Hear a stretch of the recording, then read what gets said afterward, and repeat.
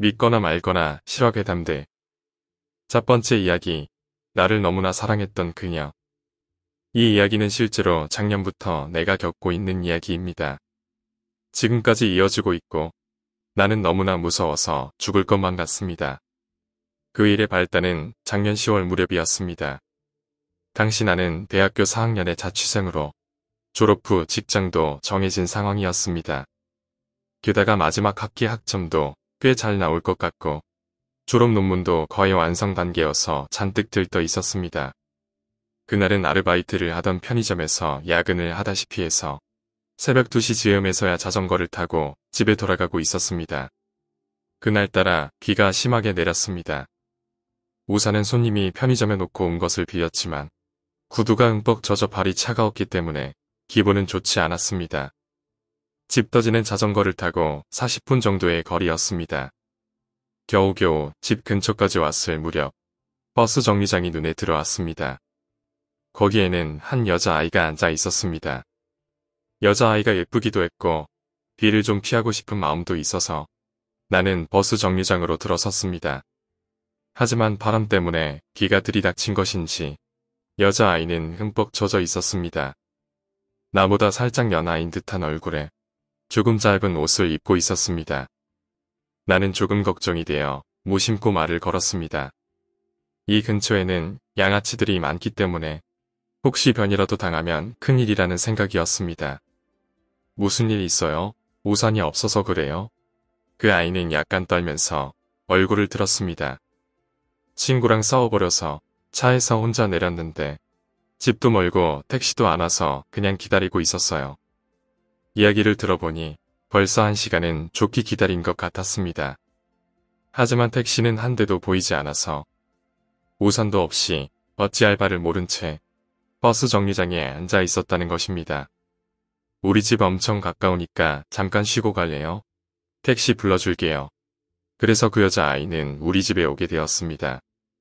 수건을 빌려주고 차를 내온 다음 택시를 부르려고 했지만 여자아이는 어쩐지 오늘은 집에 돌아가고 싶지 않다고 말하는 것이었습니다.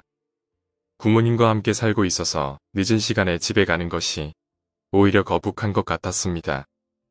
샤워를 시키고 옷을 꺼내다 주는 도중 나는 이성을 잃고 그녀에게 덤벼들고 말았습니다. 그게도 의외로 싫어하지 않아서 우리는 그대로 관계를 가지게 되었고 나는 태어나서 처음으로 직접 체내에 사정해버렸습니다. 그 후에 이것저것 이야기하면서 나는 그녀가 웃는 얼굴이 사랑스럽고 이야기하면 즐거워지는 좋은 아이라고 생각했습니다. 그리고 이튿날 아침이 되자 나는 택시를 불러주었고 그녀는 집으로 돌아갔습니다. 연락처도 남기지 않았기에 나는 그냥 꿈 같은 하룻밤을 보냈다고 생각하면서 은근히 그녀에게 미안했습니다.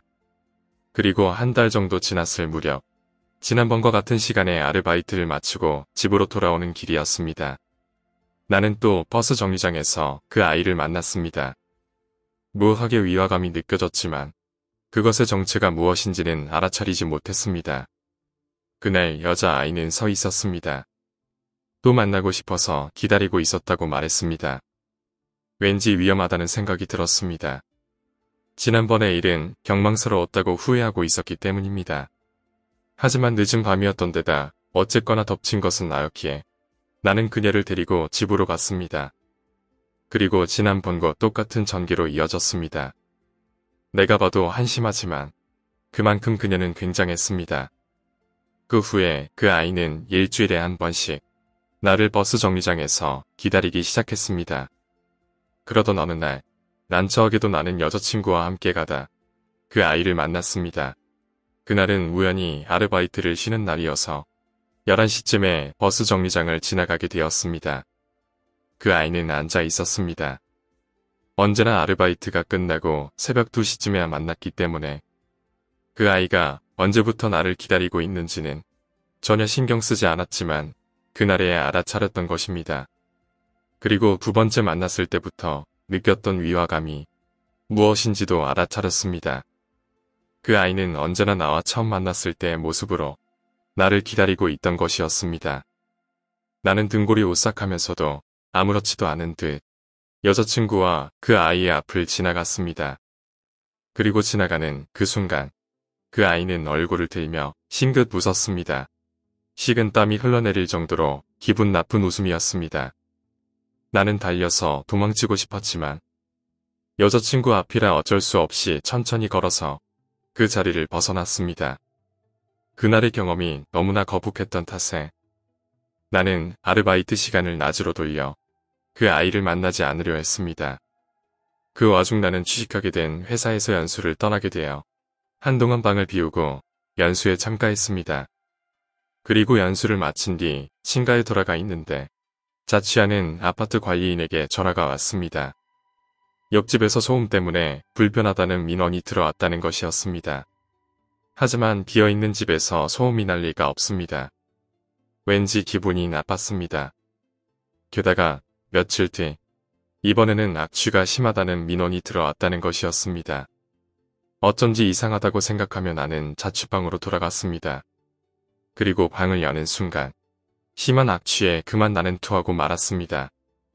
그 냄새는 옷장 안에서 나고 있어서 나는 그 안을 열었습니다. 거기에는 기분 나쁜 액체가 가득했습니다. 토사물로 추측되는 것과 배설물, 그리고 머리카락이 여기저리 흩어져 있고 한가운데에는 긴 깡통 같은 것이 있었습니다. 안에는 검붉은 피 같은 것이 채워져 있고 그 안에 쥐의 시체 같은 것이 있었습니다. 순간 놀라서 나는 엉덩방아를 찧었습니다. 천장이 보입니다. 거기에는 붉은 피로 우리 사랑의 결실이에요 라고 적혀 있었습니다. 나는 경찰을 불렀지만 그다지 진지하게 수사하지도 않았고 그냥 돌아가고 말았습니다. 너무 무서워진 나는 영능력자를 찾아갔습니다. 영능력자는 무서운 생명이 보인다는 말을 했습니다. 4일 전 새로운 집으로 이사를 했지만 밤만 되면 창을 손톱으로 드르륵 하고 긁는 소리가 들려옵니다. 나는 이제 어떻게 되는 것일까요? 죽도록 후회되고 또 너무나도 무섭습니다. 두 번째 이야기, 아파트에서 그것을 목격했다.